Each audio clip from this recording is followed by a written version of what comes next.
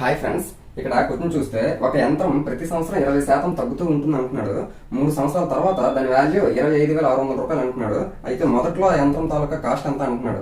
మనం ఇటువంటి క్వశ్చన్ చాలా ఈజీగా చేయొచ్చు. ఎలా అంటే ఫస్ట్ లో స్టార్టింగ్ లో ఆ మిషన్ తాలూకా రేటు ఎక్స్ అనుకో, అంటే మనకు తెలియదు కాబట్టి ఇది ఏమంటున్నాడు, ఎవ్రీ ఇయర్ 20% డిక్రీజ్ అవుతూ ఉంది అంటున్నాడు. అంటే ఫస్ట్ ఇయర్ లో ప్రతి 100 రూపాయల మీద 20 రూపాయలు తగ్గుతుందంటే 80 రూపాయలు చెల్లుబాటు అవుతుందని అర్థం. ఇది 1 ఇయర్ కి.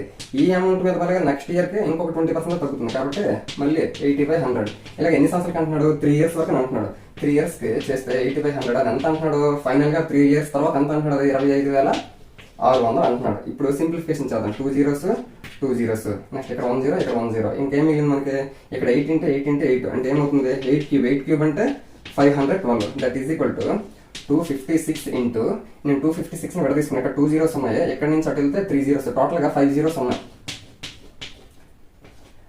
అంటే లక్షది కాబట్టి 256 1 256 2 ఇప్పుడు 2 అనేది అటు వెళ్తే డివైడెడ్ బై అవుతుంది. లక్ష అంటే 1 లక్ష కింద బై 2 ఉన్నదంటే అర్థం అంటే సగం అనే కదా. లక్షలో సగం అంటే 50,000. కాబట్టి 50,000 రూపాయలు అనేది మొదట్లో ఉండేటటువంటి ఆ యంత్రం తాలూకా వాల్యూగా చెప్పుకోవచ్చు.